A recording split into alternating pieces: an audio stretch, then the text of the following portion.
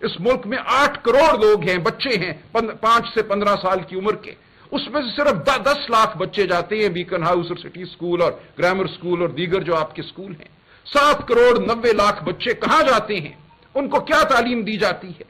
جب وہ 18 19 20 21 22 سال کے ہوتے ہیں تو ان کے ہاتھ میں کیا ہنر ہوتا ہے؟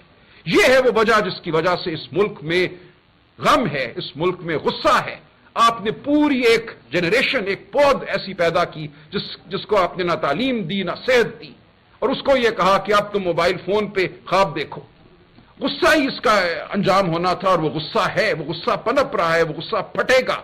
اس غصے کا واحد میں کہتا ہوں حل یہ ہے کہ آپ عوام کو گلے لگائیں، اس ملک میں آپ وسائل کی تقسیم دوبارہ کریں، آپ سکول اور ہسپتال عوام کے لیے بنائیں، آپ بڑے بڑے سکول اور بڑے بڑے ہسپتال صرف اشرافیہ کے لیے نہ بنائیں۔ پاکستان کی عوام جس نے 8 فروری کو ایک خاموش انقلاب برپا کیا اپنے ووٹ کے ذریعے، اسی لیے کیا کہ وہ عمران خان کو نجات دہندہ سمجھتی ہے، وہ سمجھتی ہے کہ عمران خان اور پی ٹی آئی ان کے تحفظ کے لیے، ان کے حقوق کے لیے لڑیں گے، اور ایسا ہی ہوگا، ہم لڑتے رہیں گے۔ ہم پہ جو تہمت لگانا چاہتے ہیں، یہ ایک بالکل سوچا سمجھا ایک منصوبہ ہے کہ تہمت لگاؤ ان لوگوں پر، ان کو عوام کی نظر میں بے قدر کر دو، کر دیں۔ دیکھیں ہماری زندگیاں تو چل ہی رہی تھی، میں اس ملک کا ایک کچھ اچھا بھلا وکیل تھا، میں واپس چلا جاؤں گا، کروڑوں کی وکالت ہے، گولف کورس ہے، وہ زندگی تو ہم جی سکتے ہیں۔ کیا ضرورت ہے ہم سب کو؟ شائستہ بیٹھی ہیں، صاحبزادہ صاحب بیٹھے ہیں، ہم سب اگر چاہیں تو آنکھیں بند کر کے سر جھکا سکتے ہیں، جی حضوری تو ہم سب کر سکتے ہیں، ہم سب سینیٹر بھی بن جائیں گے، اٹارنی جنرل بھی بن جائیں گے، سب کچھ ہو جائے گا ہمارے لیے، لیکن عوام وہیں رہے گی۔ ہم اس لیے نکلے ہیں باہر اپنی زندگیوں کو چھوڑ کر کہ ہم چاہتے ہیں کہ عوام کی بات کی جائے۔ ہم عمران خان کا ساتھ اس لیے دے رہے ہیں کہ وہ حقوق کی بات کر رہا ہے، وہ ان اصولوں کی بات کر رہا ہے جو انسانیت کے لیے اہم ہیں، جو ہمارے آئین اور قانون کے اصول ہیں۔ تو ہم بڑے ادب سے لیکن پورے عزم سے یہ کہتے ہیں کہ ہم کھڑے رہیں گے، ہم لڑتے رہیں گے، ہم آئینی جنگ بھی لڑیں گے، قانونی جنگ لڑیں گے، اور ضروری ہوگا تو سڑکوں پہ بھی لڑیں گے۔ ہم سمجھتے تھے کہ یہ کہہ دینا کہ ان سے ملاقات نہیں کرائی جائے گی، معالج کو نہیں ملایا جائے گا، یہ غلط رویہ تھا، اس کے خلاف احتجاج ہمارا حق تھا۔ اس وقت جتنی ضرورت مزاحمتی سیاست کی پاکستان کو ہے، پاکستان کے مستقبل میں جو فلاح ہم دیکھنا چاہتے ہیں اس کو ہے، وہ شاید پاکستان کی تاریخ میں کبھی نہیں تھی۔ ہم ایک تاریک گھاٹی کے دھانے کھڑے ہیں، اس سے آگے مجھے تباہی نظر آتی ہے۔ یہ ملک مجھے ان لوگوں کے ہاتھ نظر آتا ہے جو نہ تاریخ کا ادراک رکھتے ہیں، نہ معیشت کا ادراک رکھتے ہیں، نہ شرافت کو کچھ سمجھتے ہیں۔ دیکھیے پاکستان کی تاریخ میں ایسے مواقع آئے ہیں، اتنا کبھی ماحول شاید کبھی بھی نہیں ہوا۔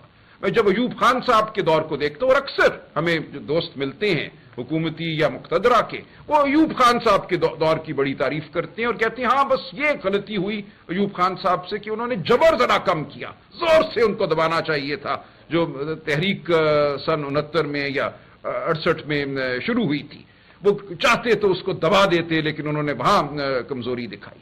یہ ایک وہ بے وقوفانہ سوچ ہے جو مجھے اب اس وقت ابھرتی نظر آ رہی ہے حکومتی ایوانوں میں، کہ جبر سے یہ ملک آگے بڑھے گا۔ ایوب خان کا دور کوئی مثالی دور تھا، کمی صرف یہ تھی کہ جبر کم کیا گیا آخر میں۔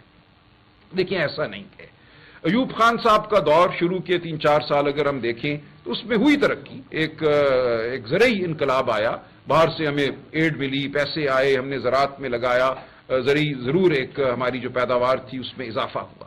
اس کے بعد 1962 میں ایک ایسا آئین دیا گیا جس میں نہ بنیادی حقوق تھے، نہ عوام کو ووٹ دینے کا براہ راست حق تھا۔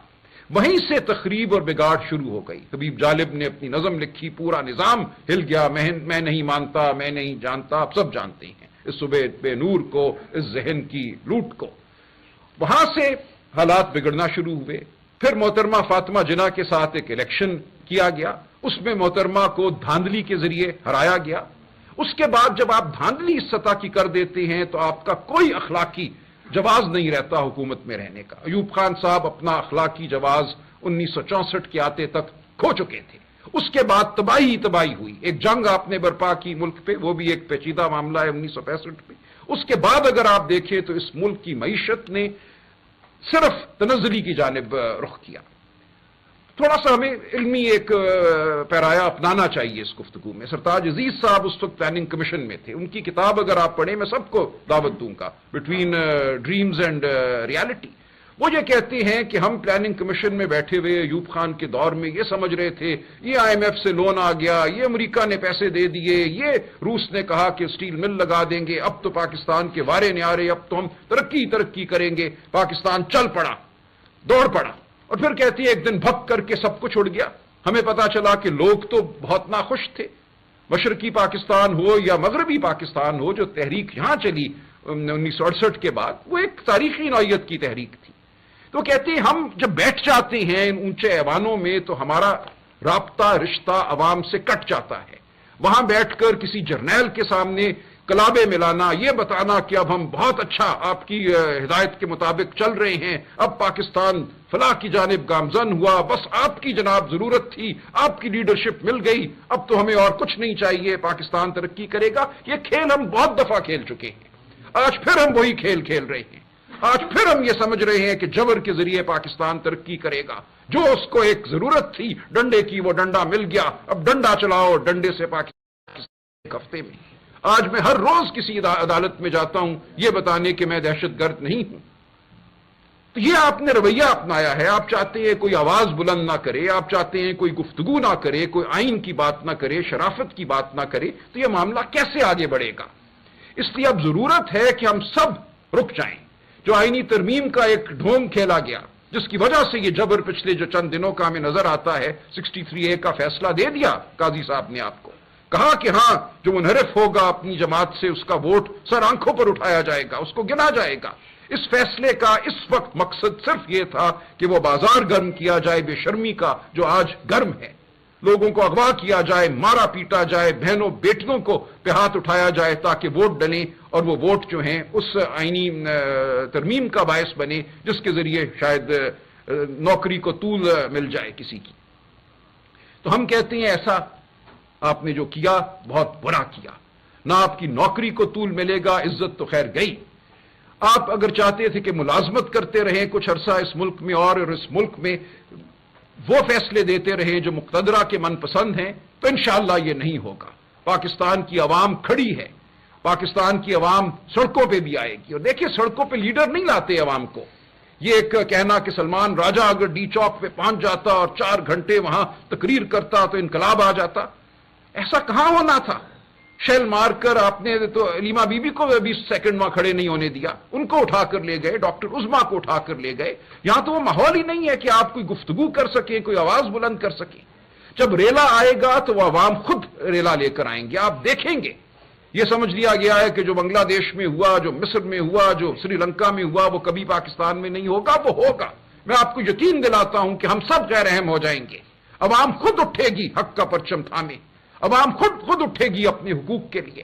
ہم کھڑے ہیں، ہم عوام کی آواز بنیں گے، ہم فکری رہنمائی دیں گے۔ اگر ضروری ہوگا تو میں چھلاوا بن کے ڈی چوک پہ شیل بھی کھا لوں گا، جتنا میں کھا سکتا ہوں 58 سال کی عمر میں گلیوں میں بھی دوڑ لوں گا۔ لیکن یہ معاملہ نہیں ہے، معاملہ اصل یہ ہے کہ آپ عوام کی تضحیک کر رہے ہیں۔ آج آپ عوام کو غیر اہم سمجھ رہے ہیں، آپ سمجھتے ہیں کہ کوئی آپ کا اور اشرافیہ کا معاہدہ ہے اس ملک کی، اس کے تحت وہ ترقی ہوگی جو 77 سال سے ہو رہی ہے، جس سے عوام کو کچھ نہیں ملا۔ آج بھی عوام بھوکی ہے،